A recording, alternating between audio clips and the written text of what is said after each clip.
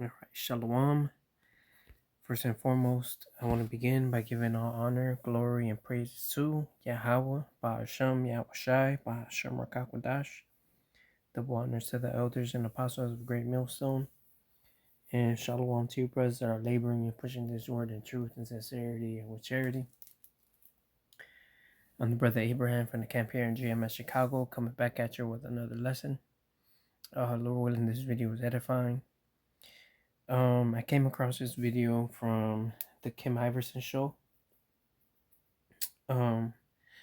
It's called Americans Are Turning to God, Others to ChatGPT for Sex.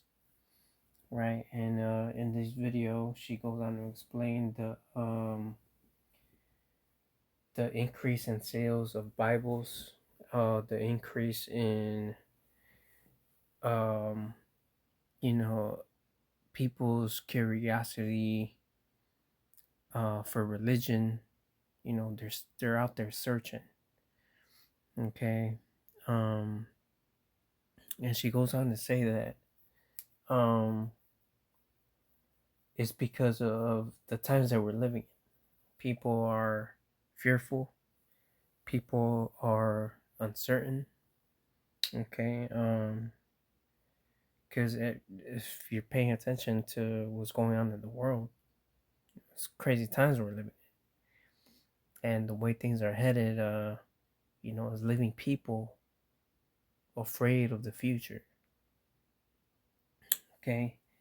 So I'm going to go ahead and let you listen to this video. I'm not going to play the whole video, mainly just the beginning, and then get to the scriptures as always.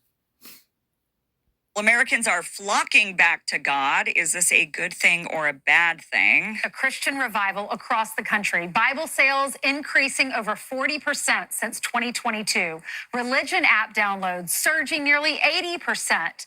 That increase since 2019. And Christian music Spotify streams up 50% from 2019. Okay, so is this a good thing or a bad thing? So a lot of Christians, a lot of people are converting to Christianity or refining their faith. But certainly we are seeing this surge, and there is no doubt that that is real and happening. I think we've seen it online with even influencers and other talk show hosts. We saw Russell Brand convert to Christianity. We've seen Candace Owens convert to Catholicism. So we've certainly, Charlie Kirk obviously was a big proponent of Christian values and Christianity, and we're definitely seeing a surge in this. The question is whether or not this is a good or a bad thing. So I'm seeing a lot of people praising this and saying this is wonderful. More and more people are flocking to church. And I do think probably overall, it is better for people to have if the church that they go to is preaching good morals and values, it is, I would say, definitely a healthier place to spend your time than, for example, Instagram, TikTok, or, where else you could be spending your time. So certainly I think there's a positive here, but is there a negative?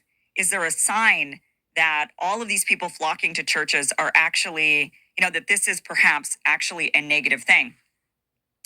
Well, historically, studies have shown that when people turn to God, it means that society is worsening, that the economy, stress, uncertainty, that people don't feel like their surroundings are solid and stable, that it is a sign that it really should signal to the government more than anything that they're failing at their job.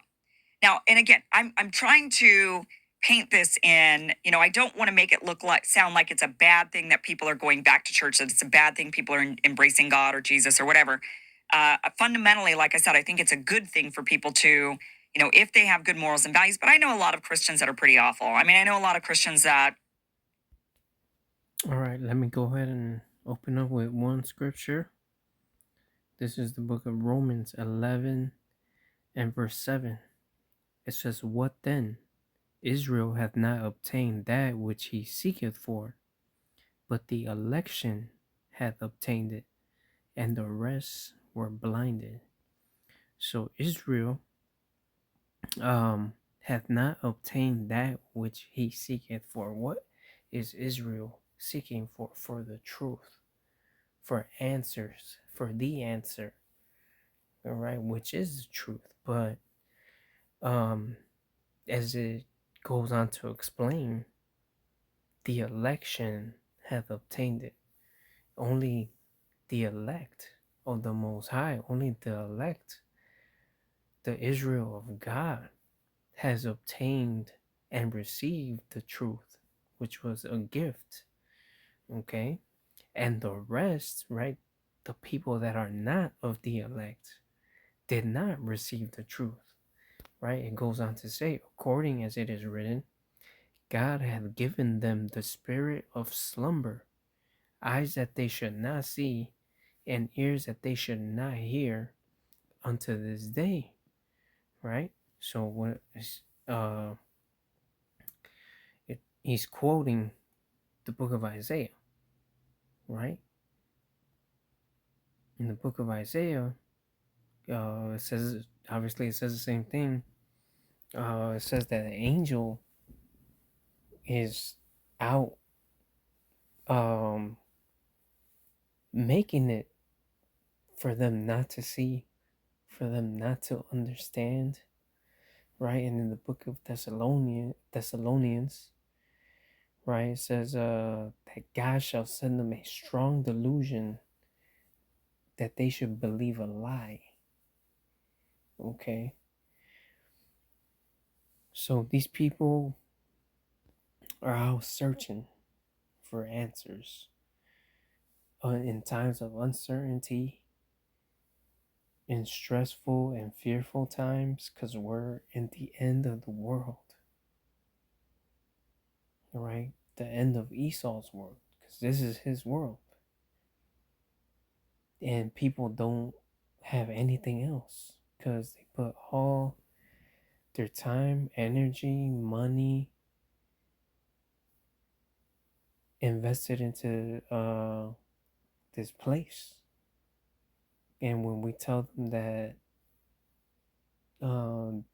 this place is going to be destroyed, then well, they don't want to hear that because they have their house that they bought, they got their jobs and their careers, their families, their wives, their husbands, their kids, and they can't imagine a life without them or that being taken away from them. So cognitive dissonance kicks in. They reject it. They can't believe it because it's not wired in their brains. They don't want to see it. They ignore it. All right, but that doesn't make the prophecies and the words of the Most High without effect. All right, you can see it says in the book of Habakkuk that at the end it shall speak. So the Most High's word is being accomplished. And what does it say? That written therein and without was mournings, lamentations, and woes. And that's what's coming to the earth before the kingdom of heaven comes and takes place on the earth. Lamentation, mourning, and woes is prophesied to come, which is already here. All right. This is Luke 13 and 24.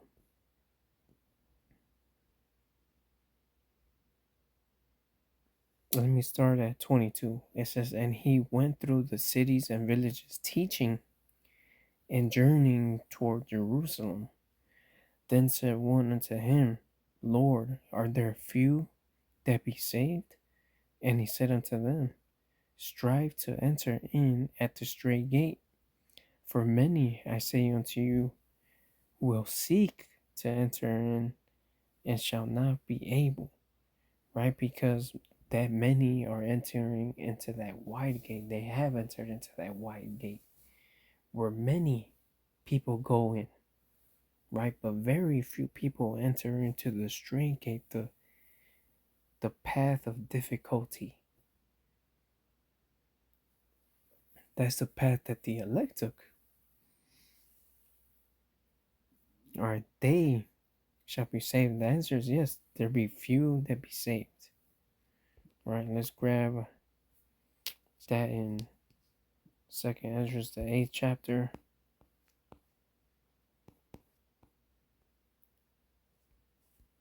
Second Ezra 8:1. And he answered me, saying, The Most High hath made this world for many, but the world to come for few. I will tell thee a similitude, Esdras, as when thou askest the earth, it shall say unto thee that it giveth much mold, wherein earthen vessels are made. But little dust that gold cometh of, even so is the course of this present world. So, this similitude of the earth that gives much mold, wherein earthen vessels are made, that's the many. But the little dust of gold that cometh of, that's the elect, the few that be saved. Verse 3, for there be many created, but few shall be saved. Okay, so these people, the majority of them, are going to stay in delusion, believe a lie, follow false dark doctrines, because there's many. And the Catholic Church, the Roman Catholic Church, Christianity, Islam, whatever, is not the truth. Okay? And that's where the many people go to. Christianity, Roman Catholicism, Islam.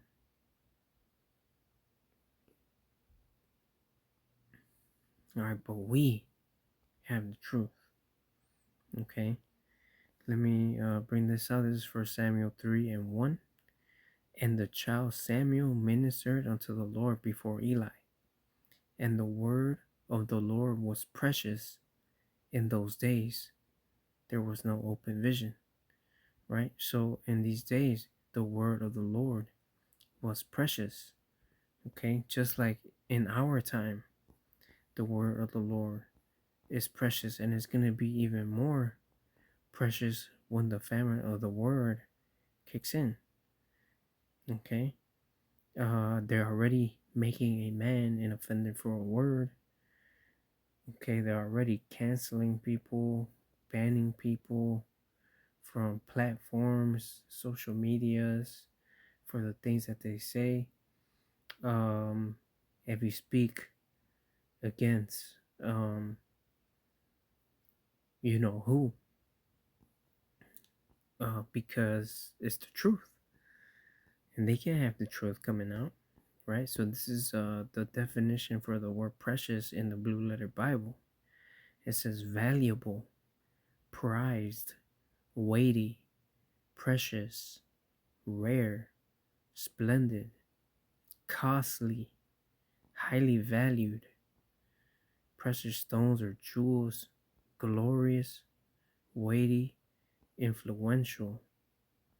Okay, that's how this word is in our time, just like it was in Eli's time, in Samuel's time. Okay.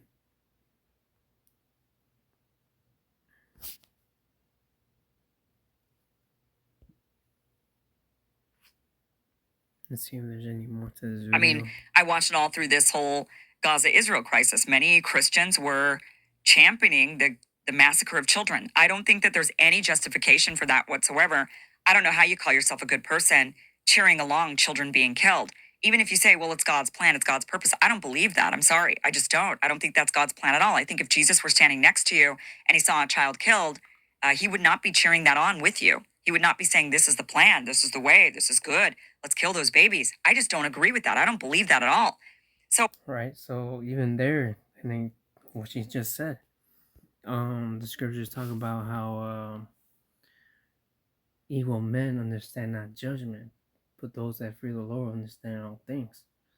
yeah, it might seem cruel that a child died, right?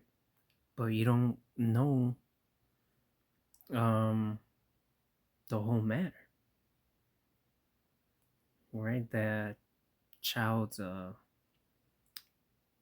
past lives, okay? None of us ever perish being innocent, as the scriptures say. We all deserve death. None of us deserve to be living right now. All right, and all that happening in Israel, Palestine, um,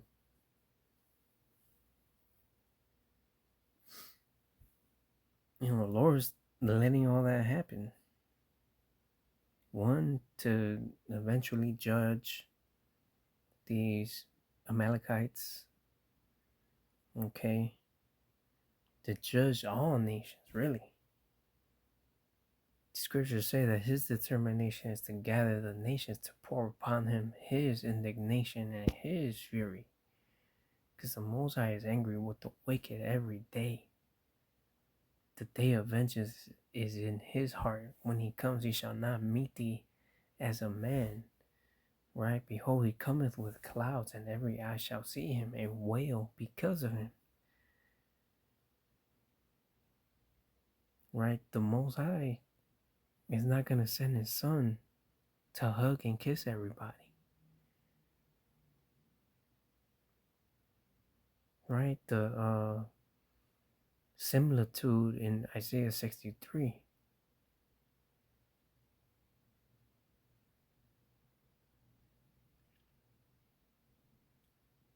Right? The garments that was stained, like if one treadeth upon the winepress.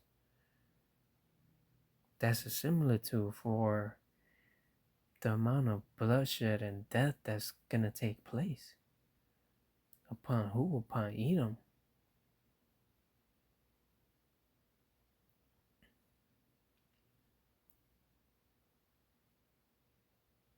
Right? But we can't expect these people to understand these things.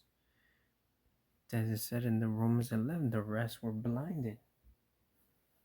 They can't receive the love of the truth.